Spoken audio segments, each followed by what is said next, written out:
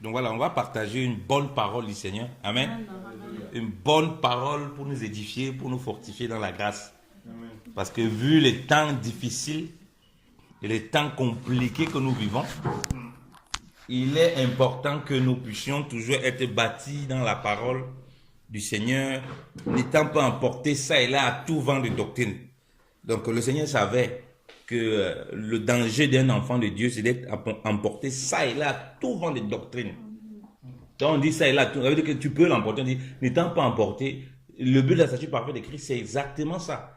Marcher vers la statue parfaite de Christ nous évite d'être emporté. C'est qu'il y aura un flot de doctrine. Et durant cette époque, il y avait trop de flots de doctrine. Des doctrines à gauche, à droite. Est-ce que tu es emporté? C'est aujourd'hui tu es ici. Tu es dans tel mouvement. Demain tu es là-bas. Après demain tu es là-bas. Parce que Christ n'est pas vraiment ta vie en réalité. Et vivre, comme je disais, dans la simplicité avec le Seigneur, est ce qui t'assure de marcher dans la suite parfaite de Christ sans être ballotté à tout le monde de doctrine. Si tu perds la simplicité qui est en Christ, comme Paul dit aux Corinthiens, que j'ai peur que vous soyez séduits quant à la simplicité de Christ, à l'évangile, à quelque chose qui a la simplicité de Christ. Si on lit ça, 2 Corinthiens, quand il dit dans 2 Corinthiens, c'est vraiment très important, ce que nous partageons là. Il dit 2 Corinthiens 11, à partir du verset 1. Or, si vous pouvez supporter de ma part un peu de folie, mais vous me supportez, car je suis jaloux de vous d'une jalousie de Dieu, parce que je vous ai fiancé à un seul époux, pour vous présenter à Christ comme une vierge pure. Toutefois, de même que le serpent séduisit Ève par sa ruse, je crains que vos pensées ne se corrompent et ne se détournent de la simplicité à l'égard de Christ. Amen. Amen. De la simplicité à l'égard de Christ. Dit ça, oui, tout ce qu'il veut, c'est que le pensée, alors quand le pensée est détourné, c'est quoi? C'est à cause qu'ils sont ballottés à tout vent de doctrines. Et il va continuer à dire qu'il y a des faux apôtres qui viennent. Il va dire qu'il prêche un autre évangile. Il ne s'arrête pas, il dit qu'il y a un autre esprit aussi, il dit qu'ils le reçoivent. Et ça, c'est très pertinent. Et on peut même lire à partir du verset 4, merci Saint-Esprit, car si quelqu'un vient vous prêcher un autre Jésus, que celui que nous vous avons prêché, ou si vous recevez un autre esprit, que celui que vous avez reçu, ou un autre évangile que celui que vous avez embrassé, vous le supportez fort bien. Ça, c'est quand même terrible. Donc, Paul parle des choses terribles là. Il dit, un autre Jésus qu'on vous a... Non, on va donner un autre Seigneur, un autre Yeshua. Les gens qui aiment bien les hébraïsants ou bien les judaïsants là, qui aiment ça. On vous présente un autre Jésus-Christ, un autre Christ. Il dit un autre évangile. Il y a un autre esprit même qui est derrière ça. Il dit que les chrétiens la supportent. Donc, il y a les chrétiens qui sont capables de supporter un autre évangile, un autre esprit, un autre Jésus. Et qui vont vouloir quoi? Puis c'est un autre Jésus, un autre évangile. Et ils vont vouloir à tout prix le partager avec les autres. Donc, ils veulent convaincre Paul que ce que vous faites là, c'est que dans soi, on est dans le bon. Et il les rappelle que pourquoi ils sont d'être éloignés de la simplicité qui est à l'égard de Christ. Et on voit que dans l'église de Corinthe, c'est les gens poussés à toutes sortes de connaissances. Jusqu'au point où Paul le dit que si quelqu'un parmi vous pense qu'il connaît, il ne connaît pas encore comme il faut. Et on voit que dans cette église, il y a les disputes entre les enseignants. De dire que donc, ils se disputent qui est de Paul, qui est de Céphas, concernant les gens que Dieu a établis. Paul, Céphas ou Apollos. Et regarde les débats qu'ils ont. Donc, ils sont tellement emportés par cet élan de connaître, de comprendre, d'expliquer les choses, qu'ils vont mettre ces serviteurs du Seigneur en conflit pour rien. Donc, ils vont être en conflit, parce qu'en étant en conflit comme ça, ça met, quand on le veut ou pas indirectement, ses frères en conflit. Parce que maintenant, tu te comportes comment lorsqu'il y a des pro-Apollos et des pro-Paul? Comment tu vas te comporter lorsque tu viens au milieu de ses frères? Parce que les sectes commencent à s'établir. Dans cette même assemblée, qui avait des centaines certainement et des milliers de personnes certainement qui étaient converties. Donc, tu vas venir ici une fraction d'une assemblée parce que les assemblées étaient un peu partout dans les maisons. Tu vas dans tes groupes là-bas, dans telle assemblée, tu vas voir que non. Ici, c'est des pro-Apollos. Comment tu vas te comporter quand tu vas les apporter la parole là-bas? Vous voyez? Donc, ça amenait le désordre, puisque Christ n'était plus le principal objet de leur marche. La simplicité, c'est celui qui était en Christ. Alors, quand Dieu nous parle des simples, ça veut dire que ce n'est pas quelque chose d'extravagant. On connaît ce que c'est que la simplicité. On n'a pas besoin de dessiner. Ce n'est pas quelque chose d'extravagant.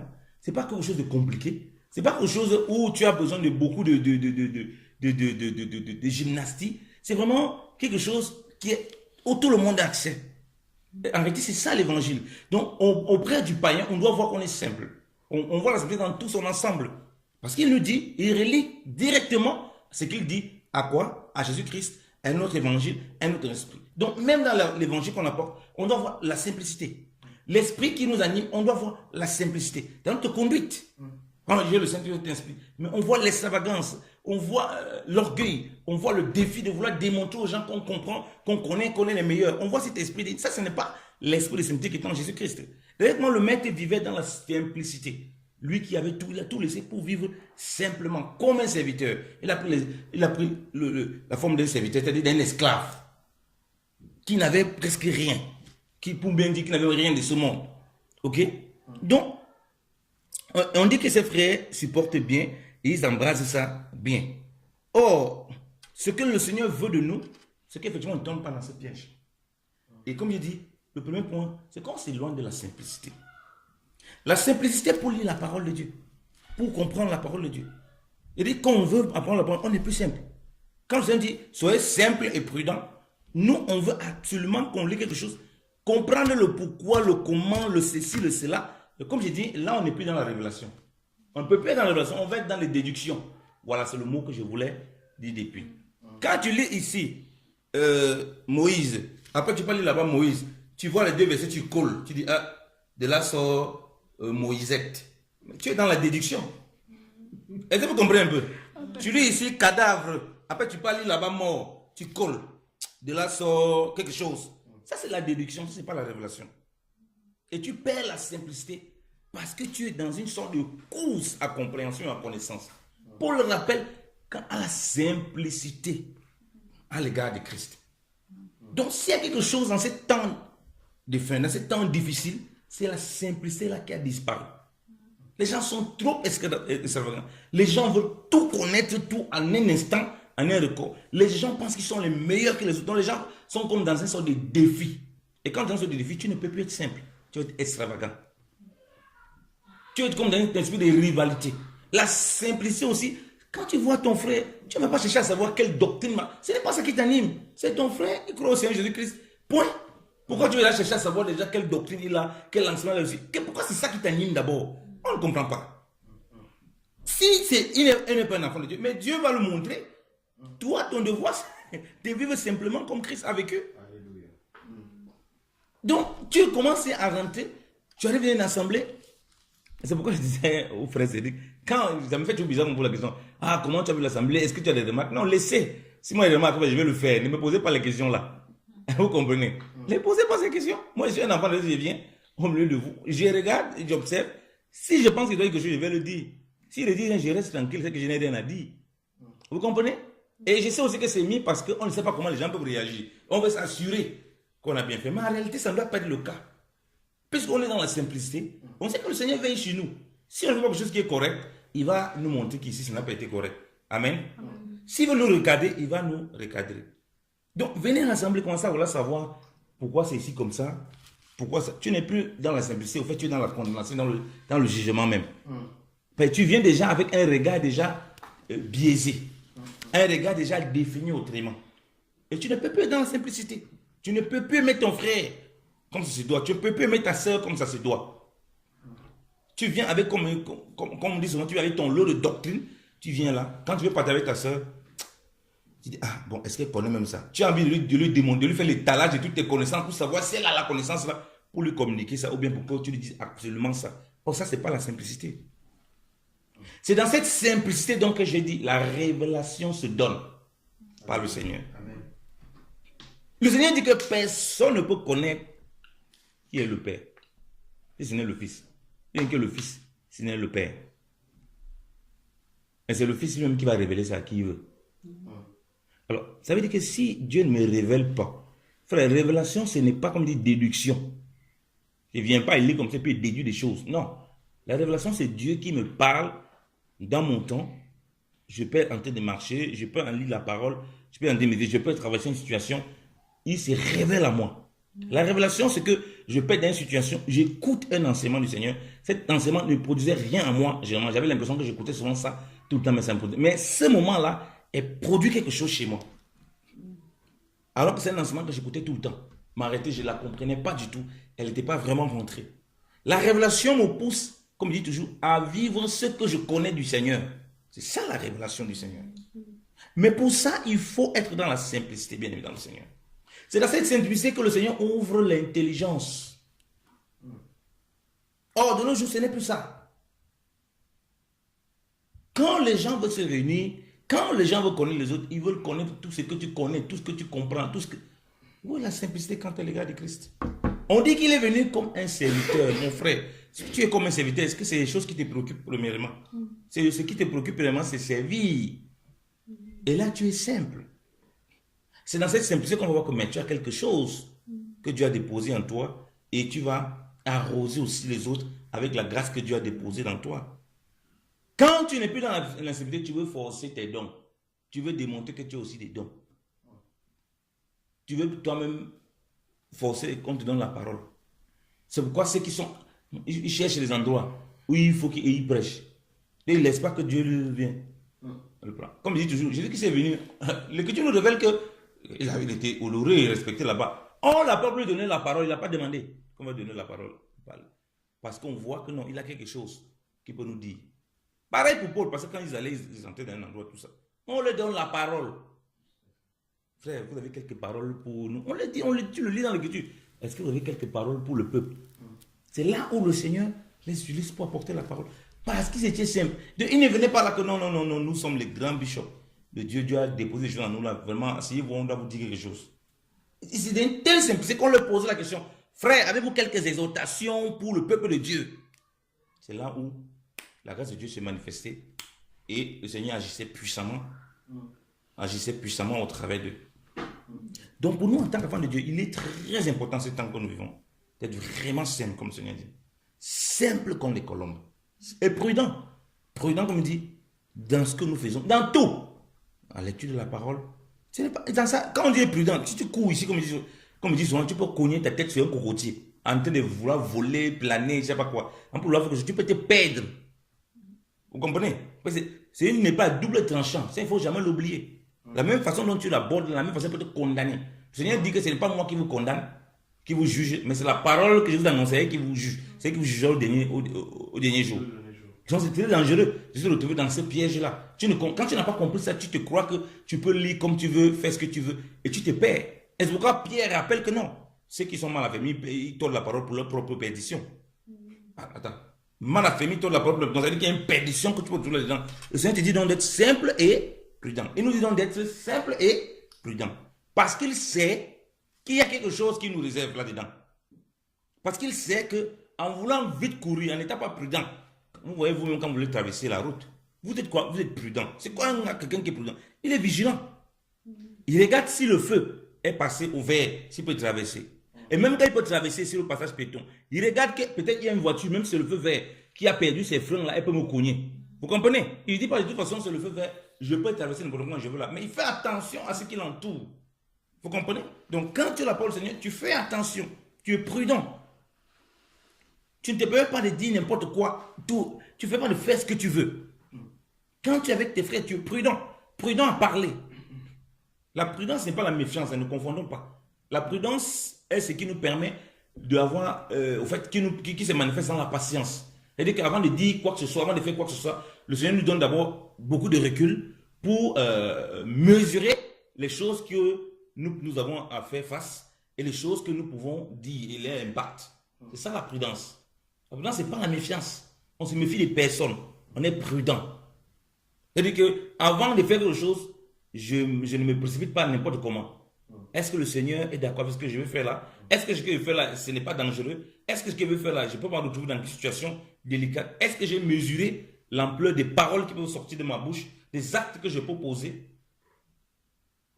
On n'est pas pressé. Est-ce que c'est quelque chose que je lis dans la Bible là, et que je veux déjà partager aux gens? J'ai vérifié même déjà si le Seigneur est d'accord avec ce que je dis, ou bien je suis allé dans ma folie et dit, ah, ça c'est une révélation. Je vous dis ça pourquoi? Parce qu'il y a un frère, à l'époque, je ne sais pas si je vous ai partagé ça. Tout feu, tout flamme, je partageais la parole du Seigneur. Je lui expliquais certains éléments de base pour commencer à comprendre. Lui qui était dans l'enseignement, j'ai dit non, vraiment, j'ai dit que frère, Dieu t'a fait vraiment beaucoup de grâce. À l'époque, Dieu t'a fait vraiment pour que je vois. Et ce frère voyait, j'étais tellement simple, on était simple dans l'assemblée, comme ça, on partageait. Et il m'appelle un jour, il me dit non, la façon dont tu es à l'assemblée là, c'est que tu nous partages ici, c'est rien par rapport à ce que tu peux avoir en toi.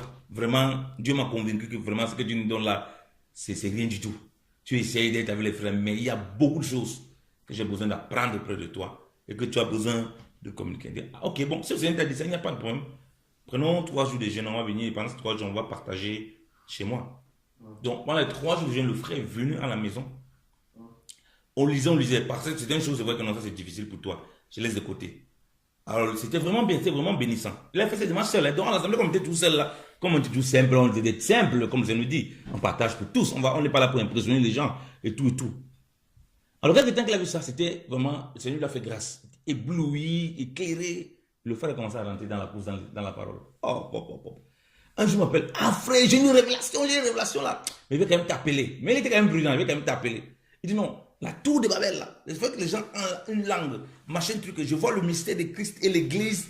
J'écoute, il dit, tour de Babel. Le gars fini. Il dit, frère, quand tu vois la tour de Babel, j'ai commencé à lui expliquer deux trucs. Il dit, hein, frère, je n'en ai pas vu comme ça. Là, vraiment, il dit que le mystère de Christ, c'est l'église. Tu dis que c'est l'église, et puis c'est Dieu qui disperse les gens comme ça après. Tu as vu jusqu'à la fin, Dieu dit qu'il les a dispersés partout. Quel c'est Dieu qui disperse encore comme ça? C'est pas normal. Alors, et il s'est ressaisi, il dit, hey, frère, mince, j'allais dire des bêtises terribles s'il me mettait à enseigner ça aux gens. Il dit que c'est une bonne chose. Il dit que non, j'ai dit, c'est que tu m'as appelé pour partager ça avec moi. Tu t'es persuadé que c'est une révélation? Il dit que oui. Il dit que tu veux savoir. Moi, beaucoup de fois, j'ai lu la Bible, j'étais persuadé que j'avais là. C'était une révélation. Après, ils me dit qu'en fait, c'est une bêtise. C'est pas une révélation. Il faut être très humble pour pouvoir accepter ça. Et dans notre marche chrétienne, on peut se trouver dans ce cas, si on est trop pressé à comprendre les choses. On va apprendre la honte de ce qu'on aura dit après, parce que ça va nous rattraper. Les inepties qui vont sortir de nos bouches. Parce qu'on veut tellement connaître les profondeurs, les connaissances, les machins, les mystères. Et ça, c'est un esprit qui va t'animer. Tu n'es plus dans la simplicité. Regardez, depuis qu'on avait partagé ça, il partageait des bons enseignements, il était dans l'assemblée, il partageait tout ça. L'assemblée qui fréquentait, il partageait des bons trucs. Mais par derrière, regardez comment il fait son outil biblique. Il a poussé beaucoup à comprendre, à connaître des choses. Quand il est venu, il ne savait pas que, bon, il m'a dit comme ça, il était quand même prudent, il m'a dit, gars, mais il ne sait pas comment. Il dit, non, là, tu es en train d'aller vraiment à côté de la plaque. Lis plus bas encore. Tu ne vois pas que plus bas que je ne sais pas ça va. Et comment tu peux parvenir à dire ça? Non. Il y a une cohérence dans ta façon de c'est pas net. Et Dieu l'a éclairé et il peut se raviser. Prudent, c'est aussi ça. Ouais, imaginez, il va parler comme ça. Combien de personnes sont dans leur coin? Ils lisent l'écriture comme ça. C'est très dangereux. Hein? C'est comme ici n'est pas double tranchant. Ça peut te trancher toi-même. Tu ne fais pas attention. Après, on te dit, il faut faire face à ce que toi-même tu dis. Tu ne peux même pas faire face. Le degré de bêtises qui sort de ta bouche. Donc, faisons très attention à ça.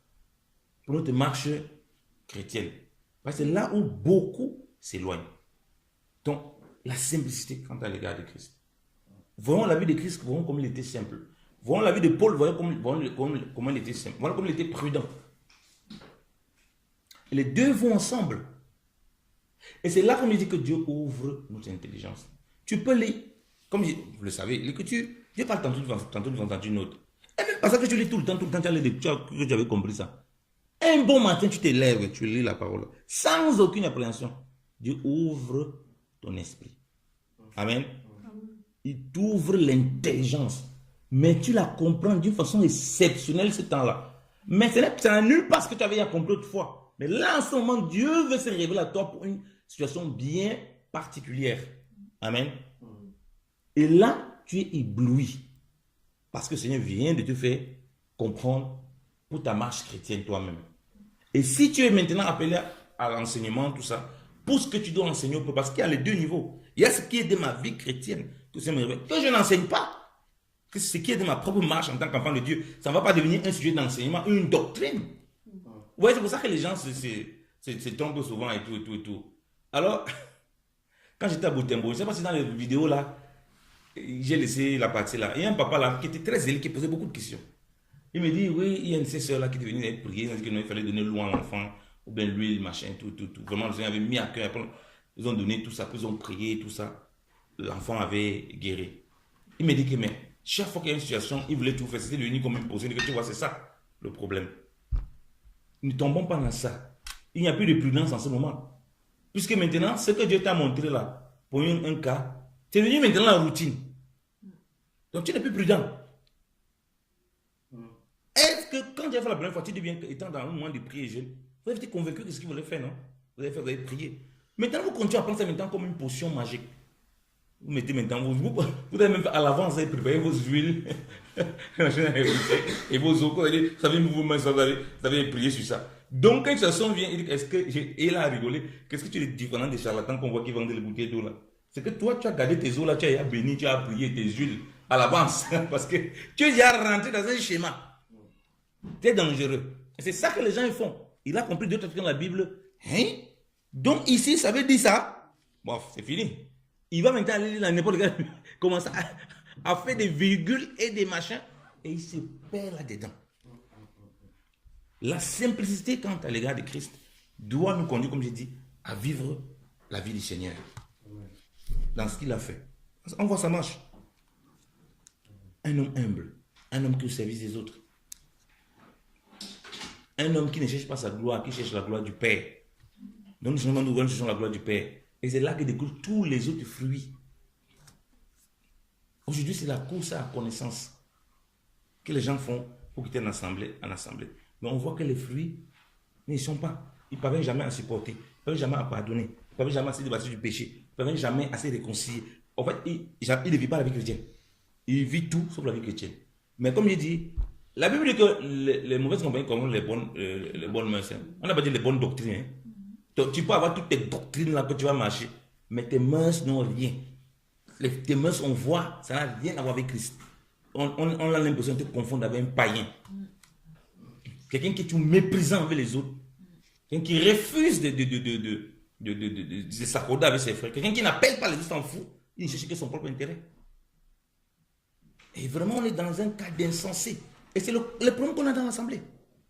Quelqu'un qui refuse de pardonner, qui pense que lui, Dieu peut lui pardonner, mais il ne peut pas pardonner les autres. Mais il est convaincu qu'avec toutes ces doctrines-là, quand même, il est en train de servir Dieu. Tu sais, connaissant, lui, c'est à rien parce qu'il s'est détourné de la simplicité à l'égard de Christ. Ce qu'on a comme connaissance, tout ça doit être un bonus par rapport à cette simplicité-là. Et non jamais comme un pilier ou bien comme quelque chose qui doit venir justifier que nous sommes vraiment dans le Seigneur. Jamais. Mon excès de connaissance ne va pas me faire rentrer au ciel ou pas. Au contraire, ça peut devenir un danger pour moi.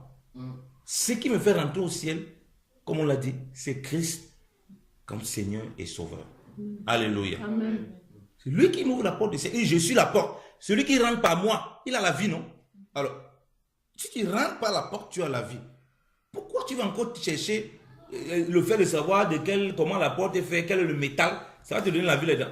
Pendant que tu peux en train de regarder même comment la porte est là, le métal, la porte va même se fermer. Même, tu ne sais pas. Tu as dit que c'est le bois.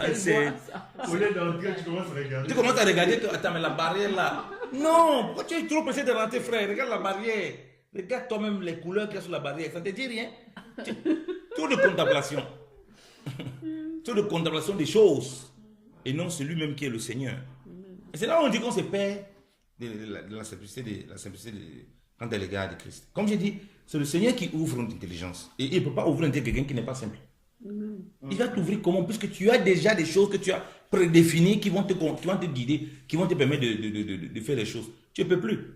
Comme je disais une fois un frère, je ne lis pas la Bible pour enseigner les gens. Ça, je l'ai tout dit. Ça, peut-être quand je venais le croire, je lisais beaucoup. Je vais faire machin, il faut que j'enseigne tel sujet. Non. Je lis la Bible pour mon révélation personnelle.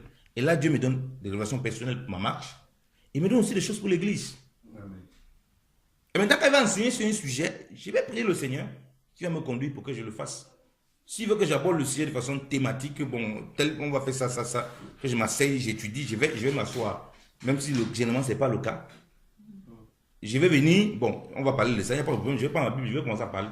Et là, je sais que là, quand je vais parler là, les leçons commencent à couler.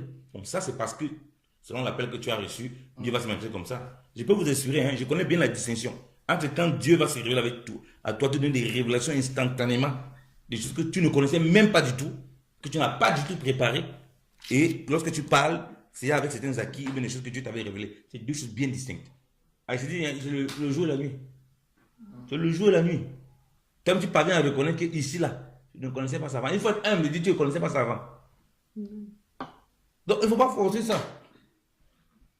Et aujourd'hui, c'est ça. Oh, c'est aussi un autre piège dans lequel on tombe. Parce que Ça te fait rentrer dans une sorte de nombrilisme. Tu te convaincs toi que non, Dieu se révèle à moi, Dieu me parle beaucoup.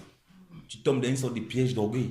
Non, Dieu se révèle beaucoup à moi. Quand je lis l'écriture, j'ai le comme disent les Ivoiriens, j'ai le réma quand je lis. Il faut avoir le réma, frère. Tu dis, mais frère, c'est quoi cette histoire? Quand tu lis, il faut avoir est-ce que tu as le réma? Tous ces mots grecs, machin, tu es perdu dedans. Quand l'autre va te dire non, est-ce que tu as l'explication exacte, la profondeur de ce que tu es en train de dire? Frère, quelle profondeur? Je suis un nageur. Quand il ne fait pas la nage, tu m'amènes en profondeur pour qu'il fasse quoi? Tu m'amènes en profondeur pour qu'il fasse quoi? Moi, j'ai peur de me noyer là-bas. À la surface, si ça devient chaud, il peut m'agripper de quelque chose. Donc, je ne vais pas comme ça profondeur au hasard. Il faut que j'aille avec un maître nageur très expérimenté. Je sais qu'il peut me remonter. Donc ça, c'est la simplicité quant à l'égard de Christ. Donc, si on lit Luc 24,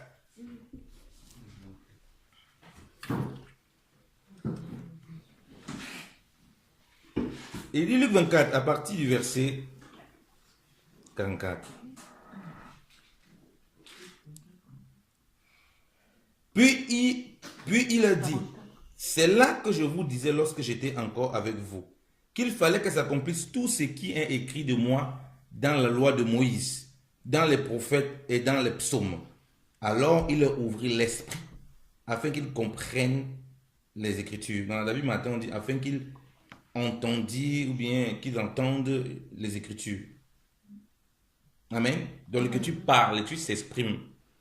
Mais c'est le Seigneur qui ouvre l'esprit. Il a ouvert l'esprit. C'est très profond. Ils étaient là. Ils attendaient. Ils ressuscitent. Ils mangent. Après, ils commencent à parler. Ouf, l'esprit est ouvert. Pour comprendre. Donc voilà pourquoi, même quand tu partages la parole de Dieu, si tout le monde ne peut pas conduire l'œuvre de Dieu. Les gens qui parlent, critiquent les serviteurs de Dieu, critiquent machin. Tu le mets une seconde là, il va devenir fou. On va vraiment le prendre la main d'un centre psychiatrique pour le soigner. Parce qu'il ne pourra pas tenir. Quand tu enseignes même les gens, quand tu parles, c'est Dieu qui ouvre l'esprit. Il ne peut pas comprendre là. Forcément, tous au même moment. Voilà pourquoi tu ne peux pas les emmener dans un endoctrinement. Ce que toi, pour toi, c'est évident. Comme pour le Seigneur, c'est évident ce qu'il le dit. C'est lui qui a inspiré toutes ces écritures. C'est évident ce qu'il en a dit. Mais là, il a fallu qu'il ouvre l'esprit. Laisse le Saint-Esprit travailler. Faire son œuvre. On est tous là, mais les gens ne vont jamais. Voilà pourquoi c'est dangereux de tomber dans le piège de la connaissance. Parce que tu vas être regardé. Ah, ma soeur, tu es encore à ce niveau. Tu ne comprends pas encore ça. Et tu vas froisser, tu vas blesser la personne. Tu es effectivement, comme je dis, tu es tombé dans le piège. Tu t'es éloigné de la simplicité. Tu estimes que ce que tu connais là. Tu dois connaître ça là. Non, c'est pas possible. Frère, aussi longtemps que c'est Dieu qui ouvre l'esprit. C'est que toi, pour toi, c'est évident là. Pour l'autre, ça peut être un chemin difficile. Un chemin périlleux. Dis, mais comment il fait pour arriver? C'est que pour toi, c'est aisé de faire. L'autre, ce n'est pas le cas. Alors ne tombons pas dans l'orgueil. Ne tombons pas dans le piège de croire qu'on comprend, qu'on connaît, on applique plus que les autres. C'est ça aussi, s'éloigner de la simplicité quant à l'égard de Christ. Quand on s'éloigne de cette simplicité, donc on tombe dans ce piège. Donc Dieu va ouvrir l'esprit. Moi, mon devoir, en tant qu'enfant de Dieu, je lis la parole de Dieu. Je m'appuie dans la parole de Dieu, je m'encourage dans la parole de Dieu. Mon devoir en tant que frère, c'est de partager la parole de Dieu avec mes frères et sœurs, tout ça. Et puis ce Seigneur lui-même qui fait son œuvre selon sa grâce. Voilà pourquoi quand on parle de statut, Dieu est très merveilleux. Il a parlé des statuts parfaits de Christ, et non pas parlé des statuts parfaits de doctrine, et non pas parlé des statuts parfaits de connaissance, et non pas des statuts parfaits de révélation, et non pas des statuts parfaits des œuvres, non. Le statut parfait de Christ, c'est Christ qui est la mesure pour chacun. Or, la mesure de chacun, ce serait selon le don de foi que Dieu a départi en chacun. Comme Paul dit dans Romains 12. Alléluia. Donc voilà pourquoi quand tu parles de statut parfait de Christ, ton référentiel, ça doit être Christ, ça ne peut pas être ton frère. Sinon, tu auras un problème. Tu comprends? Parce que tu vas estimer que comme toi, tu cherches le statut parfait de Christ, à ce niveau que tu as, il faut qu'il soit exactement comme ça. Or, vous n'avez pas la même mesure de foi. Et vous n'avez pas le même don. Donc n'attends pas que si tu opères des miracles, qu'il lui puisse opérer des miracles comme toi, ce n'est pas possible. Bon, il va opérer des miracles à sa façon. Qui sait pas forcément ta façon. Peut-être ce miracle là, c'est que lui il fait une prière de 5 minutes. Eh bien, Dieu fait des choses extraordinaires. Toi, tu as besoin de faire une prière de 20 minutes, de 40 minutes, de 2 heures avec la sueur partout sur la tête. Maintenant, tu vois le frère que mais le frère, c'est. Moi, il a pris 3 heures de temps. J'ai la sueur partout comme ça là. Lui, il a pris 5 minutes, donc il ronfle. Lui, sa place, c'est 5 minutes, c'est bon, mon frère, laisse-le. Les 5 minutes là sont plus efficaces que tes 20. Que peut-être même tes 20 heures, que tu vas avec la sueur partout, tu as bagarré, on ne sait pas avec qui tu bagarrais. Mais tu n'as pas compris la tu parfait de Christ. Tu n'as pas compris la simplicité qui est en Christ. C'est pourquoi les gens cherchent les clones dans les assemblées. Cet esprit d'endoctrinement fait que les gens, c'est les petits clones qu'on a dans les assemblées. Donc, tu ne peux pas voir les gens qui ont des diversités. Il n'y a pas la diversité. C'est comme ça pour tout le monde. Tout le monde ici, si on dit qu'on ne porte pas les lunettes, personne ne se porte les lunettes, même si tu es aveugle, même si tu ne parviens pas à voir les lunettes, tu ne portes pas les lunettes. C'est comme ça. C'est comme ça ici. Ça, ce n'est pas la situation de Christ. C'est ça qui dit l'endoctrinement. Parce que ce que moi je comprends aujourd'hui, demain tu peux grandir, tu vas grandir. Il y a les sous-bassements, on connaît les sous-bassements. Vous comprenez? Mais la simplicité, c'est qui nous permet même de saisir les sous-bassements et de fonder au-dessus. Sans la simplicité, tu ne peux pas saisir les sous-bassements. Comme l'a dit, c'est le Seigneur qui ouvre l'intelligence. Et tu ne peux pas construire au-dessus. Voilà pourquoi Dieu a bien fait de dire la statue parfaite de Christ. Et nous, la statue parfaite de Laetitia, nous, la statue parfaite d'Alain, nous, la statue parfaite de Maman Bijou, nous, la statue parfaite de la sœur Aline. Maman Aline. Donc, nous, la statue parfaite de qui que ce soit, mais de Christ. Et on sait que si on cherche la statue parfaite de Christ, ce serait toujours en fonction de ce qui lui, il s'est révélé à nous, ce qu'il nous a donné. Ce n'est pas possible de chercher la statue parfaite de Christ en dehors de ça. Parce qu'à chacun, il va donner, il va mettre dans son corps différemment. Donc, n'attends pas que tout le monde fasse le même. Ça va que Paul, il court partout comme ça, il soit célibataire. Parce que si Paul veut parler de ce parfait de Christ, il va citer son célibat. Si Paul veut parler de ce il va citer son célibat. La preuve, il dit, j'aimerais que tout le monde soit comme moi. Donc pour lui, il voit que non, mon modèle, c'est le bon modèle. Mais comme c'est un homme, oh, vraiment, c'est Fred. Dieu t'est formé en ce frère. C'est juste merveilleux. Il dit que non, mais je sais que chacun a reçu un don de Dieu selon la grâce de Dieu. Chacun a reçu sa part. Amen. Il dit que si ça ne dépendait que de moi, je veux que vous tous soyez comme moi. Il a dit tous, il est quand même fort, le gars là. Il parle aux gens mariés, il demande d'être comme lui. Il est sérieux. Donc, il dit non, si ça ne dépendait de moi, dans la statue parfaite de Christ, selon la grâce qu'il a reçue, le célibat, c'est là. C'est un don pour lui. Mais ça rappelle que chacun a reçu de Dieu un don. Donc vous comprenez qu'on parle de cette marche. S'il n'est pas simple, qu'est-ce qu'il va faire? Il va faire comme l'Église catholique. On va casser tous les prêtres, on va dire, et puis on va tous les dégâts que ça peut entraîner.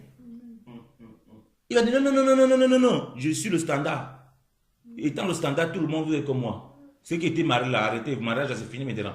On arrête ça. Chacun divorcé, vous restez maintenant sans mari, sans femme. Vous voulez servir là, vous restez comme ça. Tu seras obligé d'aller là-bas. C'est quand tu vas là que tu te perds dans ces choses-là. Donc tu ne peux plus laisser le temps à certaines choses. Mon épouse est là. Il y a des choses qu'elle ne comprenait pas. Que je lui explique. Elle dit, mais je sais que je ne peux pas te forcer à comprendre ça. Il a fallu qu'elle prenne du temps. Dieu se révèle à elle pour qu'elle comprenne ça. Je dis, ah vraiment, elle dit que, mais si Dieu t'a parlé, tu veux moi, il te dise quoi? Soit tu oublies à Dieu, soit tu fais comme tu veux. Mais Dieu prend son temps aussi à son enfant de grandir. Pareil pour moi.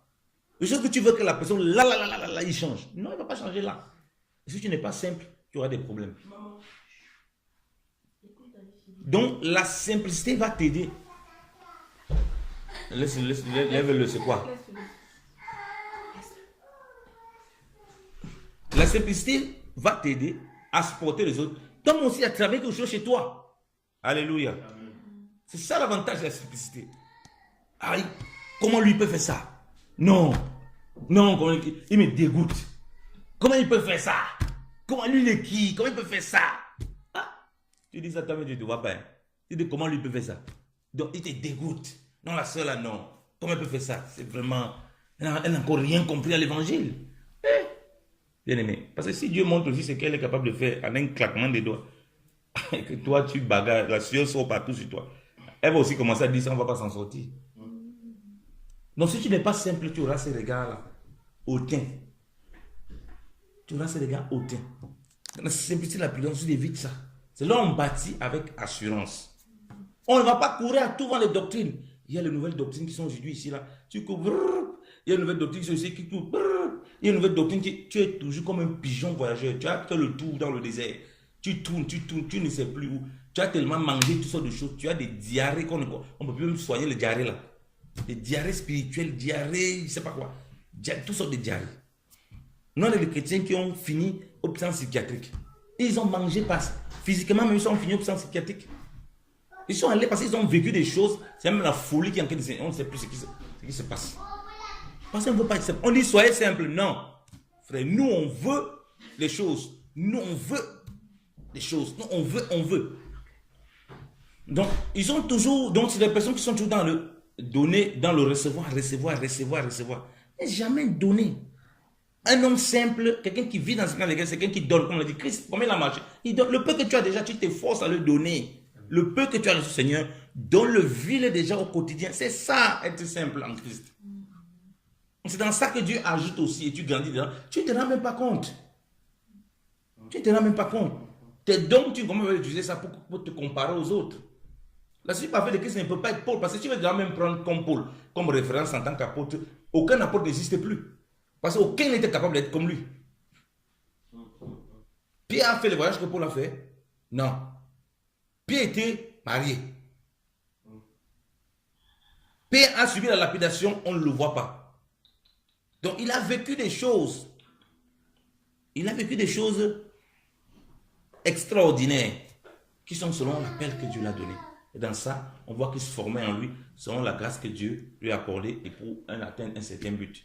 Alléluia. Donc ne pas voir ton frère. Non, mais tu ne peux pas. Parce que Dieu te montre aussi des choses qu'il est capable de faire que toi, tu n'es pas capable de faire, tu ne pourras pas.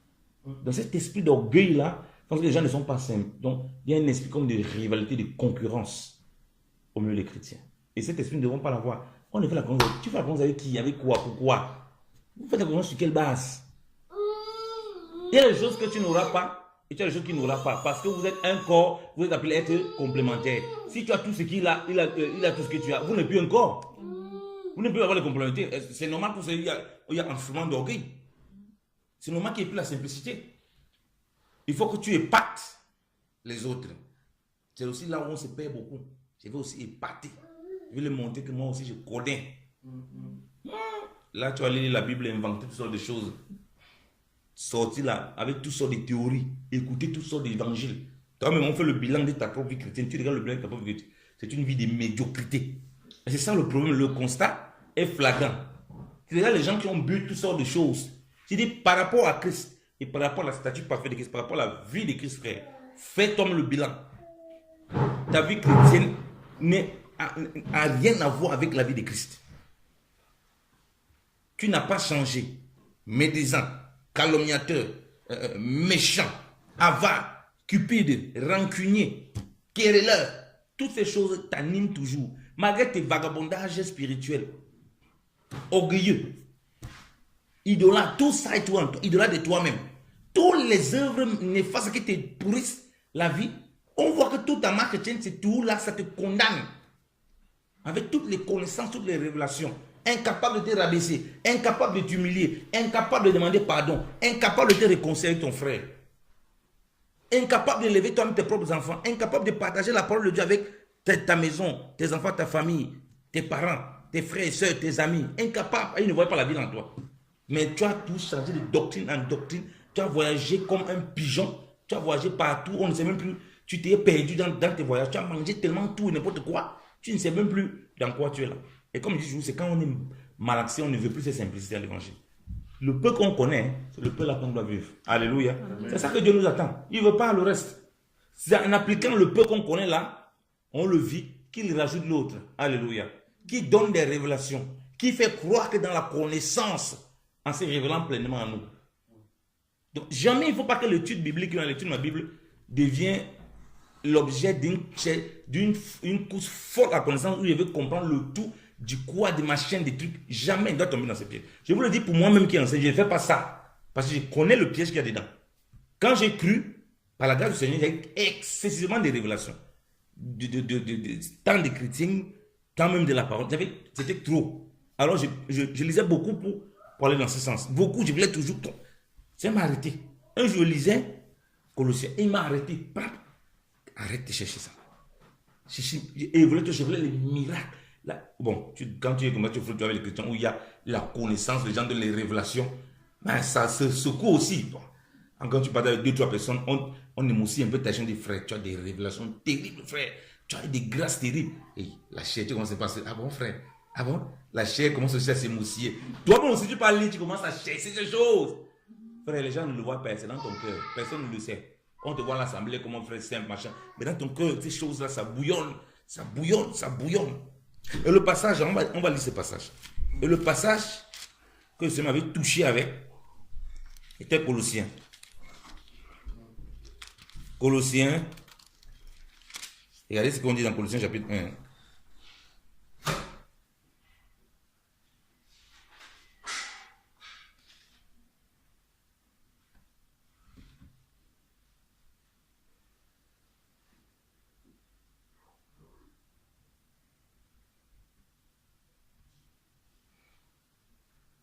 Alors, Colossiens chapitre 1, à partir du verset 7. D'après les instructions que vous avez reçues d'Épaphras, notre bien-aimé, compagnon des services, qui est pour vous un fidèle ministre de Christ, et qui nous a appris de quel amour l'Esprit vous anime.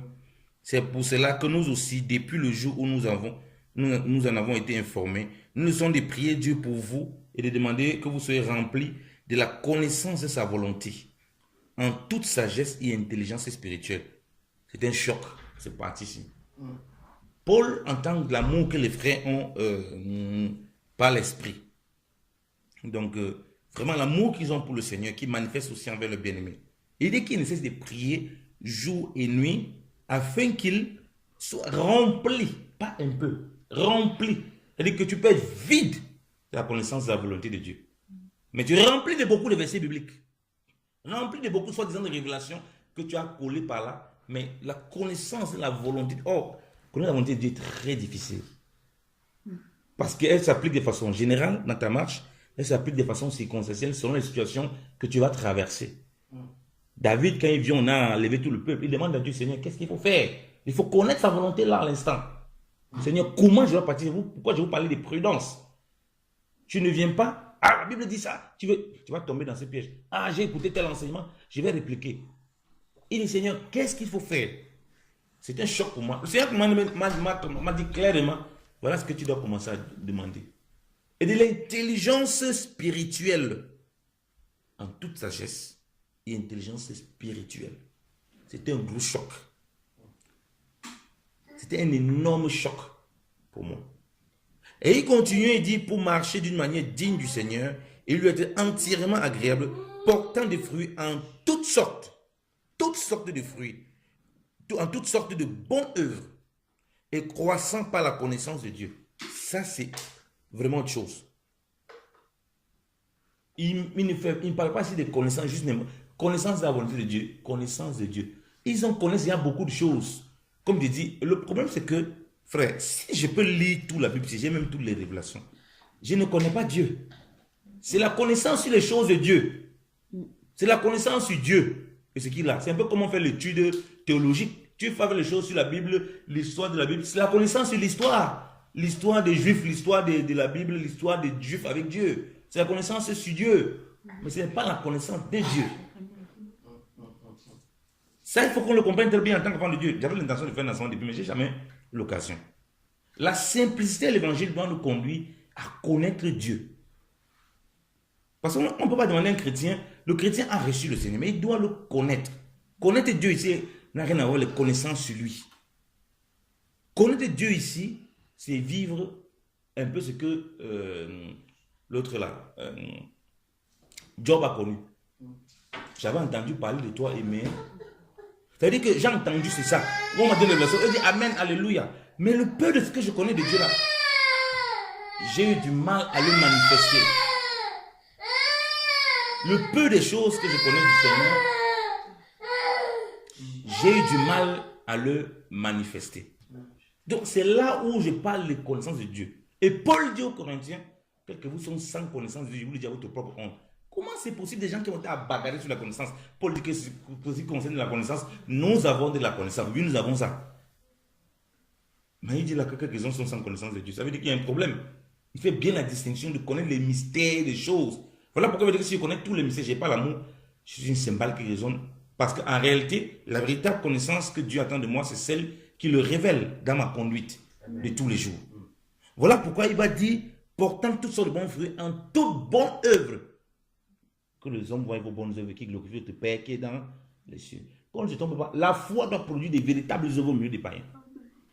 C'est pourquoi j'expliquais encore au pasteur Cédric que aujourd'hui il y a certains problèmes qui se trouvent dans l'assemblée, que les chrétiens, quelqu'un vient à l'assemblée, que j'ai beaucoup aimé la façon dont le baptême s'est fait, l'inviter sa famille, machin, qu'ils soient convertis ou pas. C'est important, parce que les gens ont mis le lien avec les familles. Quelqu'un a cru au Seigneur, le gars va être persécuté dans sa famille. La sœur va être persécutée dans sa famille. Quand il vient dire, oui, on me persécute dans la famille, directement, on donne déjà raison aux frères sans avoir écouté la famille.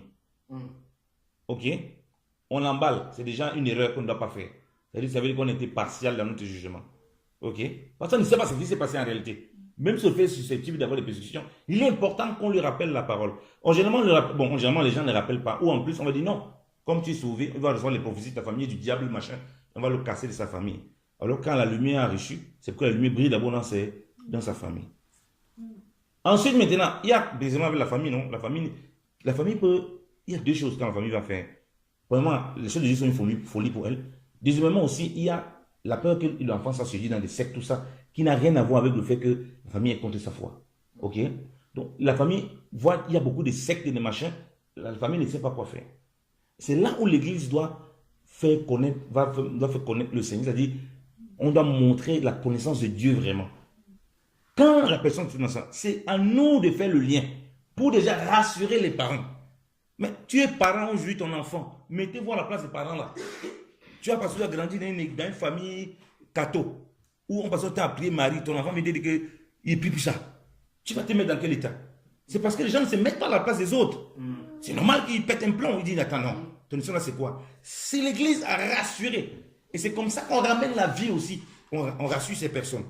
Quand la personne l'a fait comme ça là, maintenant ça se passe dans l'église. La personne quitte de l'assemblée. Quand elle retourne dans sa famille, elle fait quoi? Elle calomnie l'église. Quand elle calomnie l'église, la famille dit aussi qu'on t'avait dit l'histoire de Dieu, c'est qu'on est dit. Vous voyez? Donc les gens sont braqués dans leur truc parce que l'église n'a su pas vraiment tout son rôle. Si la personne vient, c'est notre devoir de faire le lien avec la famille. Pour que la famille voit que non, en fait, l'enfant n'est pas entre les mains des bandits, mais des perdus, mais entre les mains des personnes qui craignent vraiment ce que Dieu. En fait, de toute façon, ils sont dédiés à ce qu'ils font et ils produisent des œuvres pour montrer que ce n'est pas dans le but de perdre les gens, c'est dans le but vraiment de manifester l'amour du Seigneur au travers de son sacrifice à la croix. Amen. Vous voyez toute la différence. Ça va aussi éviter que les chrétiens, comme j'ai parlé avec une sœur, par rapport à ça, il y a le conflit à la maison, oh je suis persécuté, mais qu'est-ce que tu as posé comme acte avec la famille? C'est là où la personne dit, oh j'ai posé des actes qui n'étaient pas agréables au Seigneur. Mais si je suis dans l'aveuglement spirituel et dit, non, tu es seulement persécuté, machin, je suis partial. Et Dieu n'agrée pas ça. Et c'est ça qui crée tout le désordre qu'on a aujourd'hui les chrétiens. Donc, c'est très important que nous, on désire d'abord ça. La connaissance de sa volonté en toutes choses, étant rempli de toute intelligence spirituelle, en toute sagesse, pour saisir tous les voies du Seigneur, pour porter ces fruits-là, pour que les gens connaissent Dieu au travers de nous. Ce n'est plus qu'on va venir réciter qu'on connaît, que voient comment on se comporte, comment on s'aime, comment on se pardonne, comment on surmonte les difficultés, comment on vient auprès de, comment on s'humilie. Comment quand Jésus dit, si on te gifle la joue droite, tu tends la joue gauche. Va connaître les versets bibliques, tu interprètes tout ça, que non, ça voulait dire la joue, c'est si, machin, ça va rien changer. Dans la phase pratique, c'est là où on va savoir si ça là s'est formé en toi et c'est vivant. Amen. Et c'est ça la connaissance de Dieu. Tu es là, tu es divorcé. Tu viens, tu es divorcé. Tu divorces tes maris. Tu as chassé ton mari. Tu as chassé ta femme. Demain, tu vas venir enseigner à ton collègue. Il faut te réconcilier avec ton mari. Il va dire non, cette femme se moque de moi. Elle dit qu'elle est chrétienne. Mais regarde elle-même ce qu'elle a vécu. Elle ne peut pas venir me donner un conseil selon la parole de Dieu. Est-ce que vous comprenez? Alors que ce que le chrétien te dit, c'est une vérité. Mais parce que la connaissance de Dieu n'est pas elle-même marquée chez elle, la personne ne te croit pas. Rappelons-nous que c'est nous la lettre de Christ. Ce n'est pas ça. Ce dit, quand on ne comprend pas ça, on a les problèmes. La lettre de Christ, c'est nous. Donc le but de lire et de comprendre tout ça, c'est que cette lettre-là, que nous sommes soit vivantes, c'est-à-dire c'est nous maintenant qui manifestons la connaissance de Dieu. La lettre de Christ, ça ne sera jamais, frère, on va laisser, nageons dans la Bible. Non, mon frère, nous sommes la lettre de Christ. On n'a pas à nager dedans. On n'a pas à se perdre dedans là. C'est nous la lettre de Christ. Le peu qu'on connaît là, que les gens voient, on manifeste ça. Tu ne connais pas beaucoup de choses dans la Bible, mais le peu que tu connais, tu manifestes. C'est là où on parle de la connaissance de Dieu. C'est là la simplicité se manifeste. C'est la simplicité que Dieu va ajouter. Et ce qu'il ajoute ne va pas te perdre. Donc, en assemblée, on n'aura pas les clones de nous. Tu vas retrouver l'assemblée comme ça. Et les gens qui ne comprennent pas. C'est une chose. Tu ne vas pas les obliger, tu ne vas pas les arrêter, les attacher. Que non, il faut pas ça, il faut pas ça, il faut pas ça. Machin. Non. Tu ne pourras pas. Tu te permettras que chacun, je suis encore fatigué, tu permettras que chacun grandisse dans la grâce du Seigneur, selon que le Seigneur permet, sans oublier que voilà les premiers fruits qu'il doit porter. Ça sert à quoi d'avoir toutes ces choses-là qui se retrouvent en train de se bagarrer comme Corinthe aujourd'hui. Et si ce n'est pas ce qu'on voit là aujourd'hui, quand il y a ces débats à ne pas en finir ici, c'est les bombardements, comme on en parlait tout à l'heure, les bombardements par-ci, par-là, l'autre par-ci, par-là, machin. C'est à ça qu'on arrive. Tu vas vouloir imposer des choses aux gens, mais eux-mêmes ne peuvent pas porter, par hypocrisie, ils vont accepter, alors qu'eux-mêmes ne parviennent pas. Donc, ils sont lents vraiment à ce qu'on voit vite les frères, les bien-aimés, obéir à ce que nous on a compris. Et vous assure que quand on parle des fondements, quand Dieu demande qu'on enseigne sur les fondements, on parle des fondements là c'est un problème. Je suis sûr que parmi nous les chrétiens, on voit peut-être même 1% ne parviennent pas à vivre les fondements. Genre les fondements, il ne faut pas les bateaux dessus. Les fondements sont, mais demander pardon, c'est un problème. Les connaissances, c'est un problème. Quand tu veux bâtir les connaissances dessus, ça va servir à quoi? Donc les fondements, on refuse. Appelez ton frère pour savoir tes nouvelles. Visitez ton frère, comment on se voit là. Non, mais tu vas l'envoyer des versets bibliques. Hein. Tu envoies des messages à distance. Que frère, on reste à distance quand même. Je t'envoie quand même des petits messages. C'est difficile, c'est lourd. Ils bâtissent sur quoi? On bâtit sur quoi? Ouais, chrétien. Pourquoi tant de fantaisie? Ça, on a du mal. Mais on veut se mettre à discuter sur toutes sortes de choses, de connaissances. Non, on est prédestiné, on n'est pas prédestiné. Non, si tu mets fou là, tu ne mets pas fou là. Ah, frère, tu condamnes. Mais le simple, voir tes parents, être en contact avec tes parents, manifester l'amour de tes parents, il y a conflit. Allez te rabaisser pour les gagner. Non, tu dis non. Là, vraiment, on ne te connaît plus. Là, vraiment, là, Jésus, la Bible n'existait plus. Tu vas chercher d'autres versets en dehors de la Bible en tout cas. Donc, il est important, bien aimé dans le Seigneur, que nous comprenions ça. Vraiment, c'est pourquoi le Seigneur a mis ça dans mon cœur. La simplicité, c'est ça qui nous fait vivre. Parce que comme je dis, ce que toi tu vois pour toi, c'est simple là. Pour d'autres, c'est un fardeau, c'est lourd, c'est difficile. Et ils ont besoin de toi pour voir. Amen. Merci Seigneur. Ils ont besoin de toi pour voir que c'est possible en réalité d'y arriver. Alléluia. Alléluia.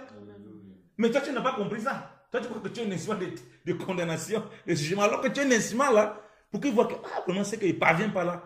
Mais la seule chose, c'est qu'il parvient. Donc, c'est possible que le Seigneur opère ça aussi à moi. Alléluia.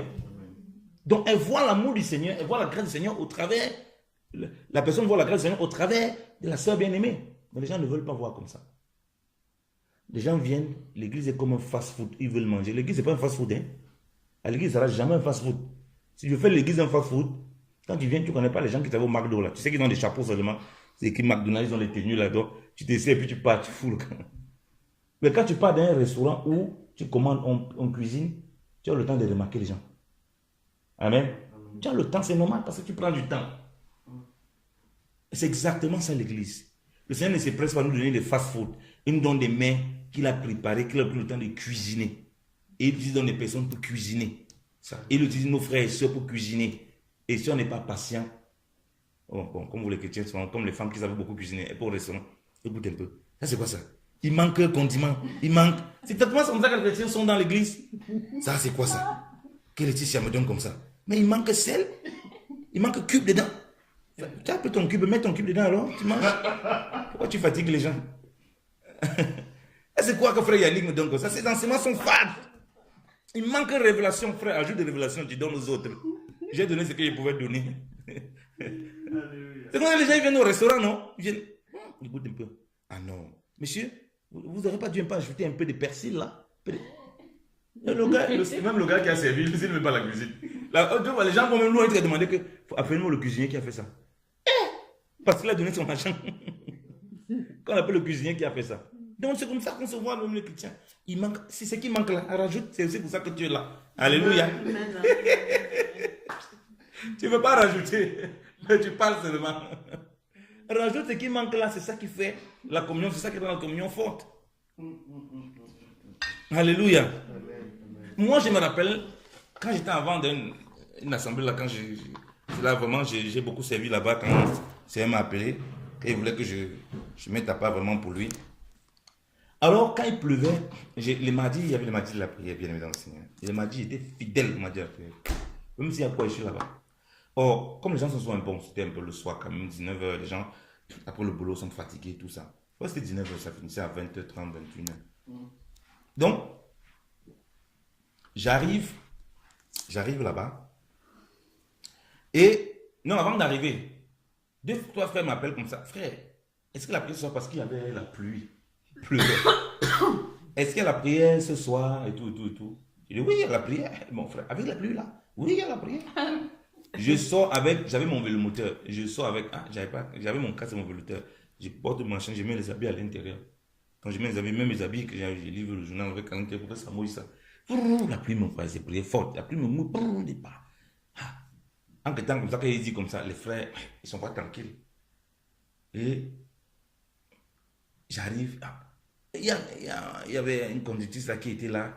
Elle dit, tu es déjà là? Mais vraiment, toi là, même si c'est tout circonstance. Non, j'étais là le premier en fait. Et j'étais devant la porte. Et puis c'est où on s'est rencontrés. Elle vient, elle me dit, vraiment toi? J'ai hésité à venir, mais je me suis dit que c'est tellement tu dois être là. Vous voyez que le fait que même il y avait ça, elle hésitait déjà pour venir, il y avait la place que les gens ont venu, tout ça. Mais elle, quand elle est venue, s'est rappelé qu'il y a quelqu'un qui peut venir. Elle est venue. Ce n'est pas suffisant.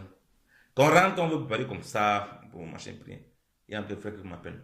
Frère, finalement il y a la prière, tu fais finalement la prière? Oui, je suis la télé que je venais. Donc tu es finalement venu? Le frère reste aussi, n'est pas tranquille. Ça force ceux qui viennent, même s'il vient en retard, il vient quand même la prière. Amen. Je n'ai pas arrêté de faire ma partition. Je n'ai pas dit, comme ils sont découragés, je vais aussi me mettre me décourager. Non. J'ai fait ma partition. Ça a permis que 3-4 personnes qui ne voulaient pas venir, finalement, ils sont retrouvés là. Ça les a traînés, ça les a attirés. De voir cette détermination. Parce que moi, j'ai dit non, moi le mardi, j'ai dit je ne loue pas. Le mardi de la prière, j'ai viens, j'ai pris. Moi, je suis celui qui veut une histoire par les Suisses. J'ai dit, pas facile. J'ai pris. J'ai les clés, me laisse que j'avais le double de clés du local. J'allais prier là-bas comme je voulais, quand je voulais. Donc, c'est comme ça que nous devons être en assemblée. Ça, c'est impossible, ça n'a pas cette simplicité dans le Seigneur. Donc, je résume, je dis, la simplicité dans le Seigneur nous épargne de tomber sur des faux prophètes, des faux apôtres, comme Paul dit, qui nous prêchent un autre évangile, un autre Jésus, et nous amène un autre esprit, pour nous détourner de la simplicité à l'égard de Christ. La simplicité à l'égard de Christ, donc, nous protège de ça. Et cette simplicité à l'égard de Christ va faire en sorte que on soit attentif à tout le monde. Alléluia. Et dans cette attention-là, le Seigneur aussi, lui, il ouvre notre intelligence pour nous faire comprendre les Écritures de sa parole. Ce n'est pas à nous de forcer pour la comprendre quoi que ce soit. Notre étude biblique ne doit pas être forcée. J'ai dit toujours, je le dis, on ne lit pas la Bible pour avoir des révélations. On lit la Bible pour comprendre, pour connaître les choses que le Seigneur a déposées pour nous.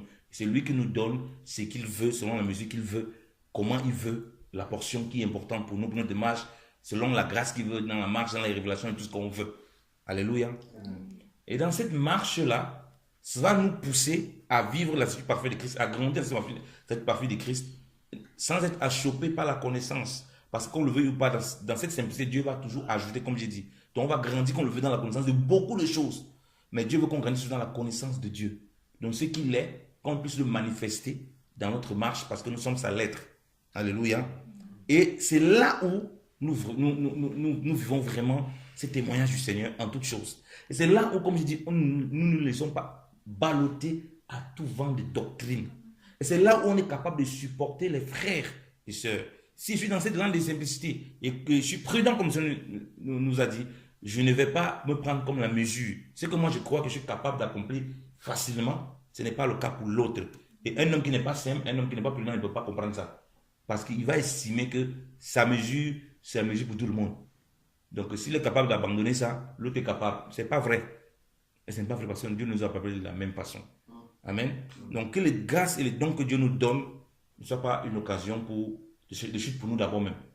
Mais qu'elle nous permette toujours dans la simplicité de servir les frères et les sœurs Et c'est là qu'on sera protégé de beaucoup de bêtises, de toutes sortes d'évangiles qui vont nous amener ça et là, de toutes sortes de révélations, de connaissances. On est bourré de soi-disant connaissances, mais on voit que les fruits même que le Seigneur nous a apportés, il n'y a pas.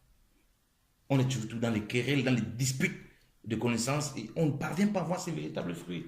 On ne parvient pas à voir vraiment ce brisement de la croix. Ces fondements, on ne parvient pas à le voir et c'est très compliqué. Tu appelles un frère, il ne te répond pas. Tu appelles un frère, il ne te répond pas. Il a vu ton message. Il ne te répond pas, il dort pendant des jours, il est normal. Il dort. Après, il va venir à la communion fraternelle. Salut frère, il va te partager des versets bibliques. Mais il est persuadé qu'il marche dans la vérité, dans la sainteté, dans la sanctification. Pourtant, il marche dans les ténèbres. Pourquoi? Parce qu'il s'est déjà défini un cadre dans lequel il doit vivre. Ce n'est pas le cas pour nous. Vivons dans la simplicité. Cherchez à chercher loin, tu te perds. Le peu, si on est fidèle en peu, on pourra être fidèle en beaucoup. Si on n'est pas fidèle en peu, on pourra être fidèle en rien. Le peu qu'on connaît, les gens, on veut pratiquer. Non, on veut qu'on dise frère, non. Les gens disent non, non, frère, ramène-nous dans les profondeurs. Moi, il n'y a pas envie de me noyer. Moi, je veux que le Seigneur lui-même me conduise. C'est qu'il veut se noyer, qu'il se noie seul. Parce que, il ne faut pas oublier qu'il menait une filette. Paul dit que, ils ont fait naufrage. Moi, je n'ai pas envie de faire naufrage, je suis prudent. Je n'ai pas envie de faire naufrage. Naufrage, je ne sais pas qui va aller me tirer là-bas dedans. Les apôtres, quand l'eau voulait prendre le bateau ne s'est pas encore coulé. Ils ont crié, ah Seigneur, ne nous laisse pas. Donc le bateau n'est pas encore coulé. Donc, si le bateau coule là, moi je ne sais pas. Donc, frère, soyons simples. C'est dans cette simplicité que le Seigneur, il va toujours se glorifier. Bien aimé dans le Seigneur. Dans cela. On voit que c'était le but de Paul, c'était le combat de Paul. Il faut ramener ces chrétiens à la simplicité à l'égard de Christ. Ils s'éloignent trop, ils connaissent trop de choses. Ils pensent qu'ils ont tout vu. Aucun don ne les manque. Mais il n'y a pas la connaissance de Dieu parmi eux. Que le Seigneur soit béni. Amen. Amen. C'est quelqu'un quelque chose qui veut rajouter pour nous édifier, pour nous fortifier. Peuple de Dieu. Je vais le Seigneur pour ce moment. Comme tu l'as résumé, la simplicité se résume dans, comme moi je le vois, quand tu aimeras Dieu de tout ton cœur, de toute ton âme, de toute ta pensée, de tout ton cœur. Amen. Toutes les connaissances qu'on peut avoir, révélation ou quoi, doivent t'amener à expérimenter ce commandement-là de façon pratique au quotidien. Amen. Point barre. Amen. Si ça t'amène à autre chose, il faut vraiment se poser des questions. D'où ça vient? Ça m'apporte quoi? Amen. Dans ce commandement que Dieu a donné vis-à-vis de lui, Dieu, et vis-à-vis de mon prochain. Amen. On doit toujours se poser des questions là-dessus par rapport à ça. Lorsque je reçois une connaissance, une parole, une révélation quelconque, ça doit m'amener dans cela. Amen. Parce que si tu as toutes ces connaissances-là et que ça ne t'amène pas à manifester ces choses-là, mon frère, tu n'es rien. Amen. Exactement, parce que ce que tu dis est pertinent sans te couper. La Bible dit que l'accomplissement de la loi, c'est ça, c'est l'amour. En réalité, si tu accomplis, tu as toutes les révélations de tout ce que la loi dit, de tout ce que tu dis, ça doit te pousser effectivement à vivre l'amour du Seigneur. Et Seigneur, fais nos grâces. Donc, c'est ça. C'est ça. Amen. Alléluia. Merci, homme de Dieu, pour ta parole. Tu as quelque chose à dire, maman Bijou? Merci Seigneur. Amen. Ce moment de partage qui nous permet de partager ensemble. Parce que les moments comme ça sont rares de se voir physiquement et de partager. C'est vraiment une grâce qui permet des occasions comme ça là encore qu'on puisse partager davantage ensemble physiquement, on se voit et puis cette chaleur là vraiment c'est une grâce. Et j'aimerais chanter un cantique pour dire merci pour le Seigneur. Alléluia. Nous te disons merci Seigneur. Merci mon Dieu, nous te disons merci Seigneur. Merci mon Dieu. Merci pour les frères. Merci mon Dieu, nous te disons merci Seigneur. Merci mon Dieu. Merci pour le pain de vie. Merci mon Dieu, nous te disons merci Seigneur. Merci mon Dieu. Merci pour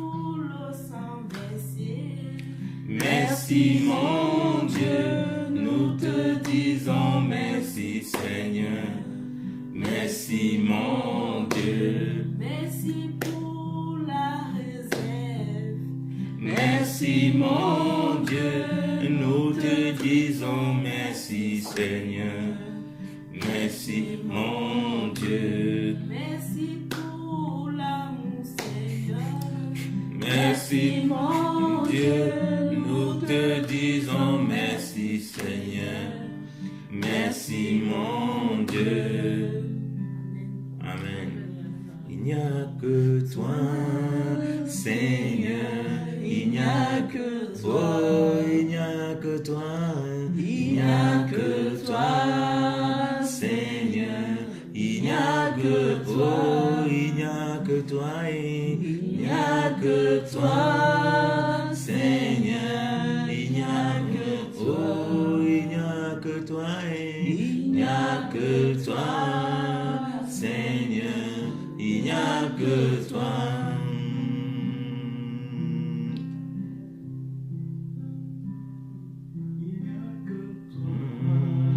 Seigneur, il n'y a que toi, il n'y a que toi, il n'y a que toi, Seigneur, il n'y a que toi,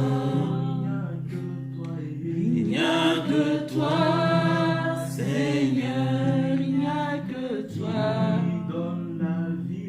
il n'y a que toi, Seigneur, il n'y a que toi. Il n'y a que toi, Seigneur, il n'y a que toi. Il n'y a que toi, Seigneur, il n'y a que toi. Il n'y a que toi, Seigneur, il n'y a que toi. Il n'y a que toi, Seigneur, il n'y a que toi.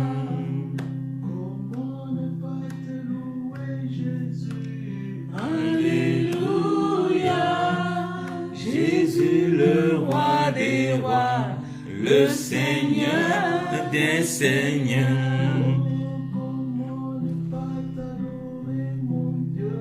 Alléluia,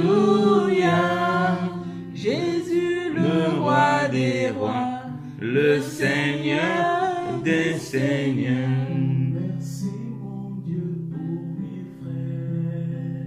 Alléluia, Jésus le roi des rois, le Seigneur des seigneurs.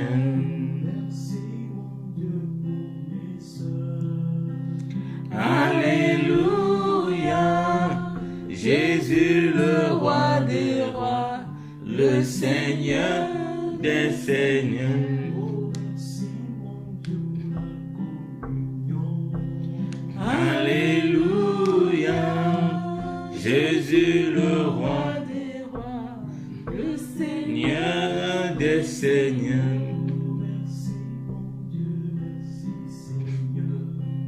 Alléluia, Jésus le roi des rois, le Seigneur des seigneurs. Seigneur, merci pour ta grâce. Tu vas chanter. Chante alors. La terre dit que tu es digne, digne, digne. Les cieux disent que tu es digne, digne, digne. La terre dit que tu es digne, digne, digne. Les cieux disent que tu es digne, digne, digne. La terre dit que tu es digne, digne, digne. Les cieux disent que tu es digne. Reçois la gloire, la louange et l'adoration. Reçois la gloire, la louange et l'adoration. Que tu es digne, digne, digne. Les cieux disent que tu es digne.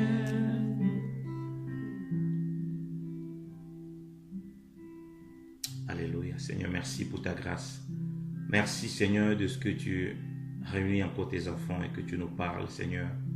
Seigneur, merci pour la simplicité à l'égard de Christ, Seigneur, qui nous préserve, Seigneur, de toute cette séduction, de tout ce vent qui souffle ça et là, Seigneur, où les gens sont sont emportés à tout vent des doctrines, Seigneur de gloire.